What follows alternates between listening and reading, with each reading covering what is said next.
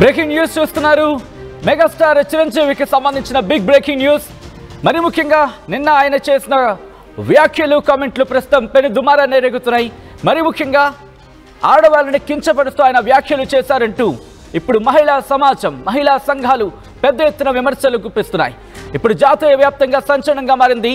జాతీయ ప్లాట్ఫామ్స్ లో కూడా చిరంజీవికి సంబంధించి చేసిన వ్యాఖ్యలు పెను దుమారాన్ని రేగుతున్నాయి. దానికి సంబంధించిన బిగ్ బ్రేకింగ్ న్యూస్ చూస్తున్నారు. వారసత్వంపై చిరంజీవి వ్యాఖ్యలు దుమారాన్ని రేపాయి. మహిళలను కించపరిచే విధంగా చిరు వ్యాఖ్యలు ఉన్నాయంటూ విమర్శలు వెలువెత్తుతున్నాయి. మహిళలకు చిరంజీవి క్షమాపణ చెప్పాలని డిమాండ్లు వినిపిస్తున్నాయి. రామ్ చరణ్ ఇంకో కూతుర్ని ఎక్కడ కంటాడో అని భయంగా ఉందంటూ చిరంజీవి కామెంట్స్ చేశారు. ఈసారైనా మగపిల్లాడికి జన్మనివ్వాలి అంటూ చిరు వ్యాఖ్యలు ప్రస్తుతం ఆసక్తికరంగా కాదు, సంచలనంగా మారాయి. ఈ నేపథ్యంలో ఒకసారి చిరంజీవి ఏమని కామెంట్లు చేశారు, దానికి సంబంధించినటువంటి రియాక్షన్ వస్తే చూసే ప్రయత్నం చేద్దాం. అంతకన్నా ముందు చిరంజీవి ఏమన్నారు ఇప్పుడు చూద్దాం. మా గ్రాండ్ డాటర్స్ ఉన్నట్టు ఉండదు. ఒక లేడీస్ హాస్టల్ వార్డెన్. ఫైనల్లీ ఒక పిక్చరు క్లీంకారా వాళ్ళ తాతగారి ఫోటో చూద్దాము. Photo please. అమ్మ తొందరగా ఏంట్రా బాబు. అది మేము ఇంకా ఫేస్ స్పష్టంగా చూడలేదు, కానీ విత్ ఆల్ ది మనవరాళ్ళు ఇంట్లో ఉన్నప్పుడల్లా నాకు మా గ్రాండ్ డాటర్స్ ఉన్నట్టు ఉండదు. ఒక లేడీస్ హాస్టల్ వార్డెన్ లాగా ఉంటుంది నాకు. లేడీస్ హాస్టల్ వార్డెన్ లాగా చుట్టూ ఆడపిల్లలే, ఒక్క మగ చరణ్ ఈసారికి సరే ఇంకొక అబ్బాయిని కనరా,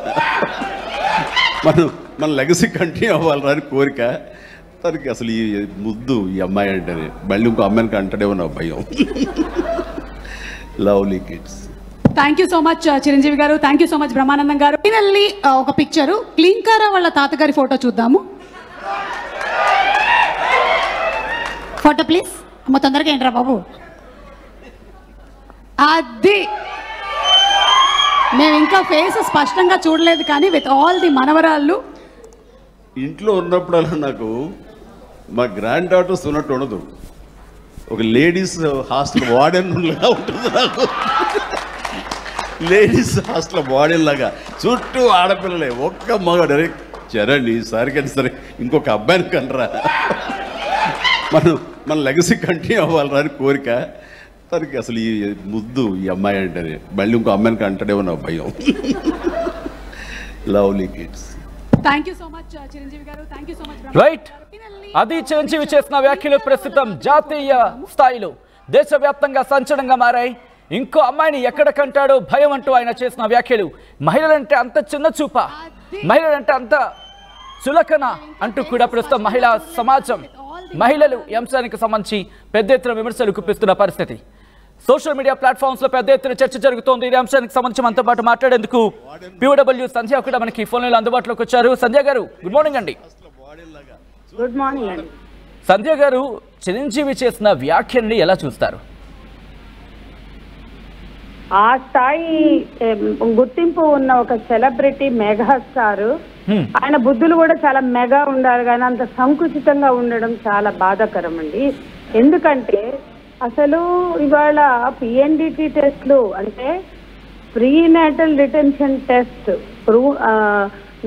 గర్భస్థ నిర్ధారణ పరీక్షలు తప్పు, గర్భ నిర్ధారణ పరీక్షలు తప్పు, అందులో ఆడామగ అంటే గర్భ నిర్ధారణ పరీక్ష చేయడం తప్పని కదా, అందులో ఆడామగ తేల్చి చెప్పడం తప్పు అని ఎందుకు వచ్చింది అంటే, ఆడపిల్లల్ని కనొద్దు, ఒకవేళ ఒకళ్ళు ఉన్న రెండో వాళ్ళు ఖచ్చితంగా మగపిల్లలు కావాలి అనేటువంటి దాంట్లో ఆడపిల్లలు చిరిమేస్తున్నారు మొగ్గలోనే.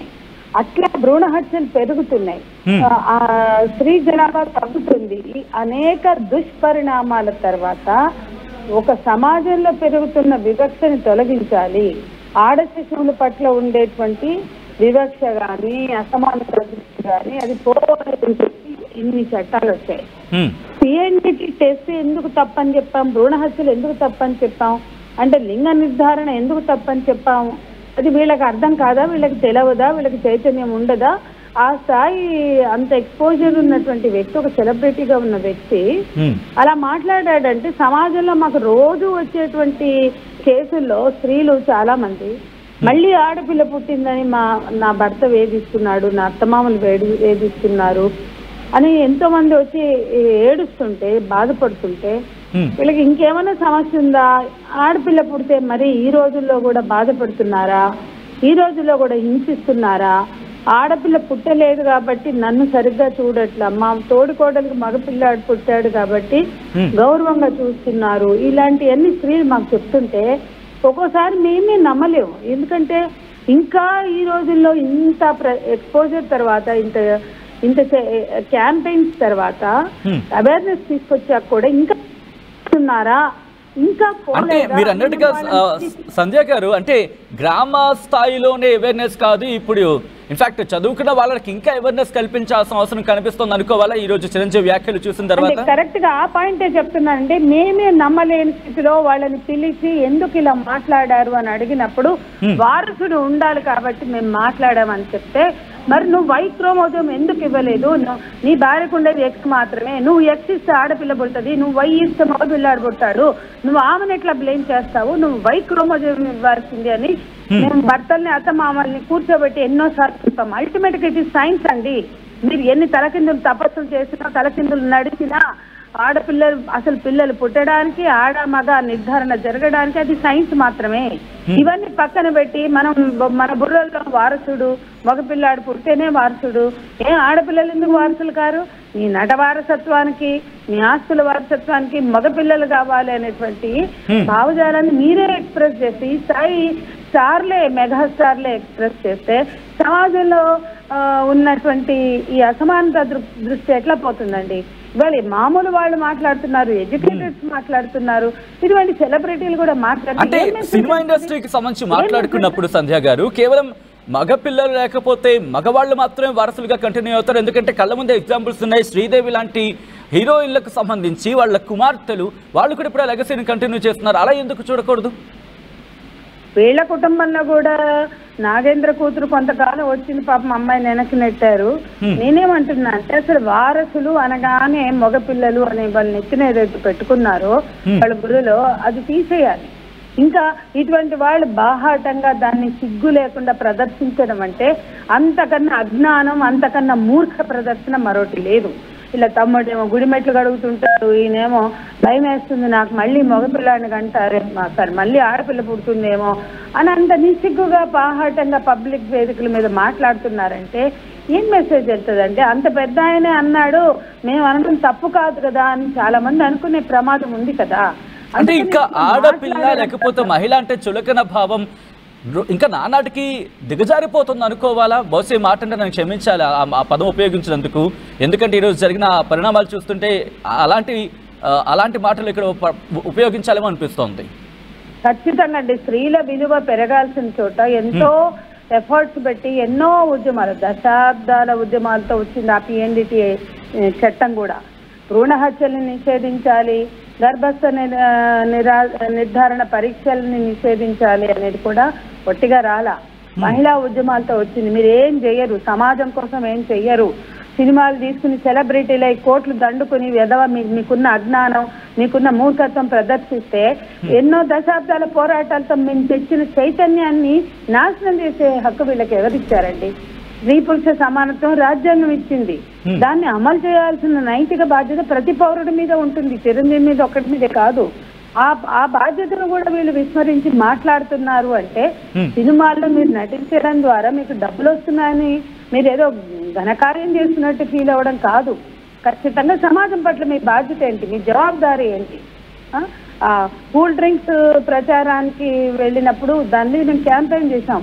కూల్ డ్రింక్స్ వల్ల ఇవాళ నిన్న ఒక రిపోర్ట్ వచ్చింది 3,80,000 మంది చనిపోయారని. అటువంటి దానికి ఈయన మా దగ్గరకు వచ్చి తెలుసుకుని కూల్ డ్రింక్స్ ప్రమాదం ఏంటో తెలిసి మళ్ళీ దానికి యాడ్లో నటించి ఎక్కువ డబ్బులు తీసుకున్నాడు. వీళ్ళ మనస్తత్వం ఎలా ఉంటుందో చెప్తున్నారు చిరంజీవి గారి గురించి.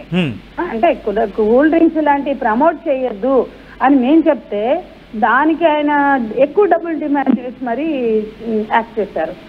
సినిమా తారలు పిల్లలు వీళ్ళు ఫలానా కూల్ డ్రింక్ బాగుంటుందని వీళ్ళు యాడ్ ఇస్తే దాన్ని తాగి పిల్లలు ఎంతమంది హెల్త్లు పాడవుతున్నాయి. ప్రపంచంలో అనేక దేశాల బట్టి బ్యాన్ చేస్తే వీళ్ళు యాడ్లు ఇచ్చుకుంటూ పోతారు మేము నటులమని.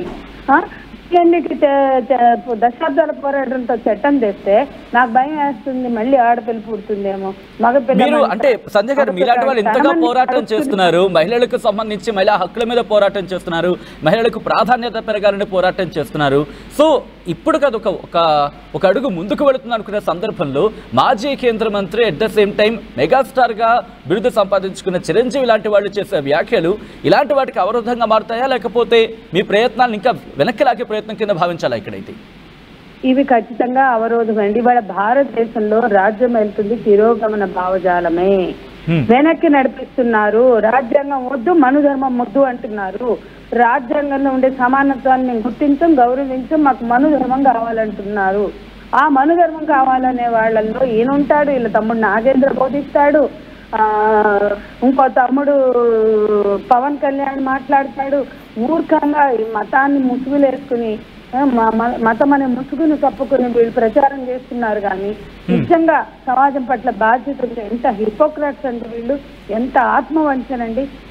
ఒక రాజ్యాంగాన్ని గౌరవించలేని వాళ్ళు, రాజ్యాంగం ఇచ్చిన హక్కులు గుర్తించలేని వాళ్ళు, రాజ్యాంగం ప్రతిపాదించిన సమానత్వాన్ని అర్థం చేసుకోలేని వాళ్ళు, వీళ్ళు పెద్దవాళ్ళు, వీళ్ళు గొప్పవాళ్ళని అందరూ ఎందుకు అమాయకంగా నమ్మడం తప్ప, గౌరవించడం తప్ప ఆయనకు భయం ఎందుకండి? అంటే నేను మగపిల్లాన్ని కనమని చెప్తున్నాను అంటే కడుపులో ఆడపిల్ల వస్తే తీయించుకోమని చెప్తారా?